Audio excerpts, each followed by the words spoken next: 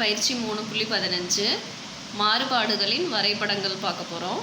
Graph மட்டும்தான் இதில் first கேள்வி என்ன கொடுத்துருக்காங்கன்னா, ஒரு துணிக்கடையானது தனது வாடிக்கையாளர்களுக்கு வாங்கும் ஒவ்வொரு பொருளின் மீதும் 50% தள்ளுபடியை அறிவிக்கிறது. குறித்த விலைக்கும் தள்ளுபடிக்குமான வரைபடம் வரைகன்னு கொடுத்துருக்காங்க. இதில் டைரெக்டாக நம்மளுக்கு கொஷினில் அட்டவணை கொடுக்கல.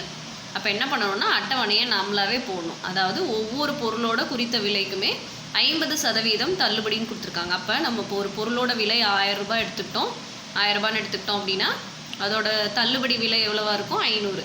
அப்போ அந்த மாதிரி வச்சு நம்ம ஒரு 1000, 2000, 3000, 4000, 5000, 6000, 7000 இந்த 7 விலைக்குமே நீங்கள் நம்ம தள்ளுபடி எழுதிடுறோம். இதில் பாதி விலை வந்து நம்மளுக்கு தள்ளுபடி ஆகிடும். அதாவது 50% அப்படிங்கும்போது என்ன ஆகும்னா நம்மளுக்கு பாதி விலை ஆகிடும். அப்போ கிராஃப் நம்ம பார்க்கும்போது என்ன பண்ணால் கொஷினில் கொடுத்துருக்கிறதுல அட்டவணை கொடுத்துருக்காங்களான்னு பார்க்குறோம். அட்டவணை கொடுக்கல அப்படின்னா அட்டவணையை ஃபஸ்ட்டு நம்ம போட்டுக்கிறோம். இப்போ இந்த அட்டவணையிலேருந்து இது வந்து எக்ஸ்ன்னு எடுத்துக்கிறோம், குறித்த விலை. தள்ளுபடியை வந்து ஒய்ன்னு எடுத்துக்கிறோம். அப்போ புள்ளிகள் நம்மளுக்கு நார்மலாகவே என்ன வந்துடும்? 1000, 500. அதாவது 1000, 50. எக்ஸ் ஃபஸ்ட்டு எழுதிக்கணும், அடுத்து ஒய் எழுதிக்கிறோம். அப்போ 1000, 500, 2000, 1000, 3000, 1500. இந்த அட்டவணையிலேருந்து அப்படியே இருக்கிறத எழுதிடுறோம். 4000, 2000, 5000, 2500, 6000, 3000, 7000, 3500. அப்போ ஃபஸ்ட்டு அட்டவணை முடிச்சாச்சு. அடுத்து புள்ளிகள் எழுதிட்டோம். அடுத்து இது விகித சம மாறிலி நம்ம கண்டுபிடிக்க போகிறோம். மாறுபாட்டின் வரைபடங்களில் நம்மளுக்கு முக்கியமானது இதுதான். அதாவது நேர் மாறுபாடில் இருக்கா எதிர் மாறுபாடில் இருக்கான்னு பார்க்கணும். நேர் மாறுபாடு அப்படின்னா எக்ஸோட ஒவ்வொரு மதிப்பு அதிகரிக்கும் போது ஒய்யோட ஒவ்வொரு மதிப்பும் அதிகரிச்சுது அப்படின்னா அது நேர் மாறுபாடு. அதாவது மேலே இருக்க எக்ஸும் அதிகரிக்கணும், கீழே இருக்க ஒய்யும் அதிகரிக்கணும். இல்லை எக்ஸ் குறைந்தது அப்படின்னா ஒய்யும் குறையணும். ரெண்டுமே ஒரே மாதிரி இருந்தது அப்படின்னா அது நேர் மாறுபாடு. இங்கே பார்த்தோம்னா எக்ஸோட விலை அதிகரிக்கும் போது நம்மளுக்கு தள்ளுபடியோட விலையும் என்ன ஆகுதுன்னா அதிகரிச்சுட்டே போகுது. அப்போ இது நேர் மாறுபாட்டில் உள்ளது. நேர் மாறுபாட்டில் இருந்தது அப்படின்னா விகித சம மாறிலிக்கு நம்ம எழுதுகிற ஃபார்முலா வந்து y = kx. இப்போ இங்கே இந்த k அப்படிங்கிறது தான் விகித சம மாறிலி. ஒய்ங்கிறது ஒய்யோட மதிப்பு, எக்ஸுங்கிறது எக்ஸோட மதிப்பு. இப்போ ஃபஸ்ட்டு இது எடுத்துக்கலாம். 1000, 500. எக்ஸுக்கு பதிலாக 1000, ஒய்க்கு பதிலாக 500 நம்ம இதில் போடலாம். அப்போ ஒய்க்கு பதிலாக 500,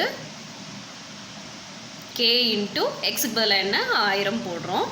அப்போ k வந்து எப்படி கண்டுபிடிக்கிறோன்னா 500/1000. அப்போ இது நம்ம சால்வ் பண்ணோம்னா என்ன வரும்னா 1/2. அப்போ விகித சம மாறிலி நம்மளுக்கு என்னன்னு கிடச்சிரும்? k = 1/2. எல்லா சம்முக்குமே இந்த மாதிரி நம்ம விகித சம மாறிலி நேர் மாறுபாட்டில் இருக்கா எதிர் மாறுபாட்டில் இருக்கான்னு பார்த்துட்டு இதை கண்டுபிடிச்சிக்க போகிறோம். அப்போ k = 1/2 அப்படிங்கிறது நம்மளுக்கு கிடச்சிருச்சு. விகித சம மாறிலி கண்டுபிடிச்ச பிறகு கிராஃபில் நம்ம புள்ளிகளை குறிக்க போகிறோம். நம்ம அட்டவணையில் போட்டிருக்க மாதிரி குறித்த விலை வந்து நம்ம எக்ஸ் இதில் எடுத்துக்கிறோம். எவ்வளோ எடுத்துருக்கோன்னா 500 எடுத்திருக்கேன் நான். அப்போ 500, 1000, 1500, 2000, 2500லேருந்து ஸ்டார்ட் பண்ணி 7000 வரைக்கும் எடுத்திருக்கோம். அப்போ ஒவ்வொரு பிரிவுக்கும் ஒவ்வொரு சென்டிமீட்டருக்கும் எவ்வளோ இருக்குன்னா 500 எடுத்திருக்கோம் நம்ம. அதே மாதிரி இங்கே ஒய்ஹெச்சில் என்ன எடுத்திருக்கேன்னா தள்ளுபடி எடுத்திருக்கேன். தள்ளுபடி வந்து ஒய், அதுவும் என்ன பண்ணியிருக்கோன்னா 500 நம்ம எடுத்துகிட்டு வந்திருக்கோம். இப்போ நம்ம அங்கே கண்டுபிடிச்ச புள்ளிகளை வந்து நம்ம இங்கே கிராஃபில் குறிக்க போகிறோம். குறிச்சிட்ட பிறகு கொஷனில் என்ன கேட்டிருக்காங்களோ அதுக்கு தகுந்த மாதிரி ஆன்சர் வந்து நம்ம எழுதிக்கலாம். இப்போ எக்ஸ்ஹெச்சும் ஒய்ஹெச்சும் ரெண்டுமே பிரிகிற இடத்துல நம்ம என்ன பண்ணுறோன்னா 0 அப்படிங்கிற அளவை குறிச்சிக்கிறோம். இந்த மாறுபாட்டு வரைபடங்களுக்கு பொறுத்த வரைக்கும் கிராஃப் எல்லாமே நம்ம நடுவில் பிரிக்காமல் எக்ஸ்ஹெச்சும் ஒய்ஹெச்சும் இந்த மாதிரி கார்னரில் மட்டும்தான் பிரிச்சுக்க போகிறோம். அப்போ இங்கே எக்ஸ்ஹெச் எழுதியாச்சு, இங்கே ஒய்ஹெச் குறிச்சாச்சு. அளவு திட்டம் எல்லா சமக்குமே எழுதணும்.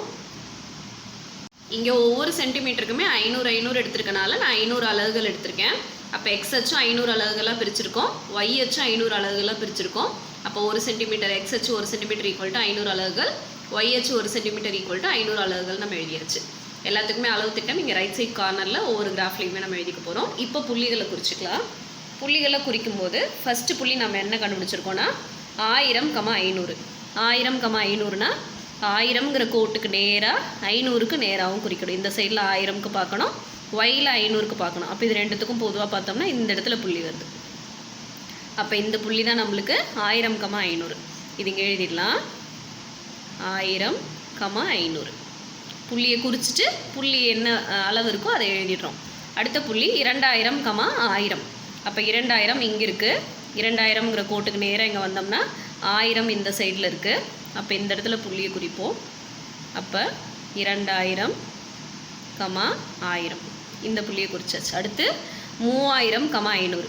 3000க்கு நேராக 1500 இந்த சைடில் இருக்குது.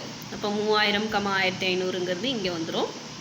3000, 1500. அடுத்த புள்ளி 4000, 2000. 4000 இங்கே, 2000க்கு நேராக நம்ம குறித்தோம்னா இந்த புள்ளி கிடைக்கும். அப்போ 4000, 2000. அடுத்து 5000, 2500. அப்போ 5000, 2500ங்கிறது இங்கே வந்துடும். அப்போ இந்த புள்ளியை குறிச்சிட்டு 5000, 2500. அடுத்து 6000, 3000. அப்போ 6000, 3000ங்கிறது எங்கே வரும்னா இந்த இடத்துல வரும். இந்த புள்ளியை குறிச்சிக்கிறோம். 6000, 3000. அடுத்து 7000, 3500. அப்போ 7000, 3500ங்கிறது இந்த இடத்துல வந்துடும். 7000, 3500. புள்ளிகள் எல்லாமே குறித்த பிறகு என்ன பண்ணுறோன்னா இந்த புள்ளிகள் எல்லாத்தையுமே இணைக்கிற மாதிரி ஸ்கேல் வச்சு ஒரு கோடு போட்டுக்க போகிறோம். இந்த புள்ளிகள் எல்லாமே இணைக்கிற மாதிரி நம்ம புள்ளிகள் எல்லாமே இணைச்சி கோடு போட்டோம் அப்படின்னா நம்மளுக்கு ஒரு நேர்கோடு கிடைக்கும். நேர் மாறுபாட்டில் வர எல்லா கிராஃப் வரைபடங்களுக்குமே நம்மளுக்கு நேர்கோடு தான் வரும். அப்போ இதில் வந்து இப்போது அவங்க 2 கொஷின் கேட்டிருக்காங்க. அது என்னென்னு பார்த்துடலாம். ஃபஸ்ட்டு கொஷின் வந்து என்ன கேட்டிருக்காங்கன்னா, தள்ளுபடி 3250 இருக்கும்போது குறித்த விலை எவ்வளோன்னு கேட்டிருக்காங்க. அதாவது தள்ளுபடி 3250. அப்போ நம்ம இங்கே பார்த்தோம்னா இதுதான் நம்மளுக்கு தள்ளுபடி. இங்கே 3250 எங்கே வருதுன்னு பார்த்தோம் அப்படின்னா 3000க்கும் 3500க்கும் நடுவில் வரும். அப்போ இது ரெண்டுத்துக்குமே நடுவில் பாதி அப்படிங்கும்போது இந்த லைட்டாக வருது இல்லையா, இந்த லைன் தான் நம்மளுக்கு 3250. அப்போ இங்கே 3250ங்கிறத நம்ம இங்கே எழுதிக்கலாம். 3250 இருக்கும்போது குறித்த விலை எவ்வளோ வருது அப்படின்னு கேட்குறாங்க. அப்போ 3250க்கு நேராக நம்ம இந்த லைன்லேயே வந்து நம்மளுக்கு இந்த ஸ்ட்ரெயிட் லைனில் எங்கே இது வெட்டுதோ அந்த இடத்துல நம்ம குறிச்சிக்க போகிறோம். இந்த இடத்துல வெட்டுது. அப்போ இந்த இடத்துல இருந்து நம்ம இப்போ கீழே வரோம். கீழே வந்து பார்த்தோம் அப்படின்னா இது எந்த இடத்துல வருதுன்னா 6500ல் வருது. அப்போ தள்ளுபடி 3250 இருக்கும்போது நம்மளுக்கு குறித்த விலை எவ்வளோவா இருக்கும்? 6500 இருக்கும். இப்போ இந்த புள்ளிங்க குறிச்சிருக்கோம் இல்லையா, இந்த 3250க்கு நேராக ஒரு கோடும், அதே மாதிரி இங்கே 6500க்கு நேராக ஒரு கோடும் போட்டுக்க போகிறோம்.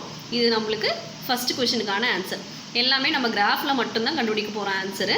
அதனால் இதுக்கு நேராக இப்போ தள்ளுபடி 3250 இருக்கும்போது நம்மளுக்கு குறித்த விலை என்ன ஆன்சர் கிடச்சிருச்சு? 6500ங்கிறது கிடச்சிருச்சு. அதாவது என்ன வேல்யூ கேட்டிருக்காங்களோ அந்த கோடுக்கு நேராக நம்ம ஸ்ட்ரெயிட்டாக ஸ்கேல் வச்சு ஒரு கோடு போட்டு இந்த கோட்டில் வந்து எங்கே வெட்டுதோ அதோடு நிறுத்திட்டு அந்த புள்ளிக்கு நேராக நம்ம கீழே கோடு போட்டோம் அப்படின்னா என்ன வேல்யூ வேணுமோ நம்மளுக்கு கிடச்சிடும்.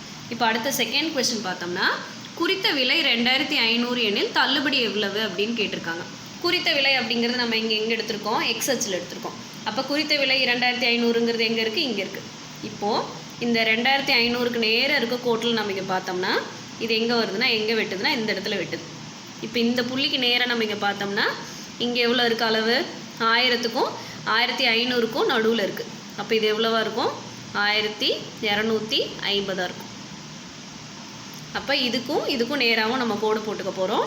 கோடு போட்டோம் அப்படின்னா குறித்த விலை 2500 இருக்கும்போது தள்ளுபடி எவ்வளோ வந்துடுது நம்மளுக்கு? 1250 அப்படிங்கிற ஆன்சர் கிடச்சிருது. நம்ம அதை எடுத்து அப்படியே இங்கே எழுதிடலாம். ஃபஸ்ட்டு இதுக்கு 3250க்கு குறித்த விலை நம்ம அந்த கிராஃபில் கண்டுபிடிக்கும் போது எவ்வளோ கிடச்சது? 6500. அதே மாதிரி இங்கே குறித்த விலை 2500 எனில் தள்ளுபடி ஈக்குவல் டு கிராஃபில் நம்ம போடும்போது எவ்வளோ ஆன்சர் கிடச்சிது? 1250.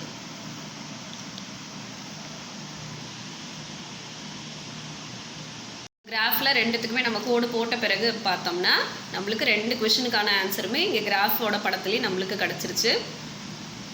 அப்போ கிராஃபில் என்ன ஆன்சர் வருதோ நம்ம அதுக்கு நேராக கோடு போட்டுட்டு நம்மளுக்கு சம்மில் இங்கே என்ன கேட்டிருக்காங்களோ அதை எழுதி முடித்தோம் அப்படின்னா இதுவே போதுமானது.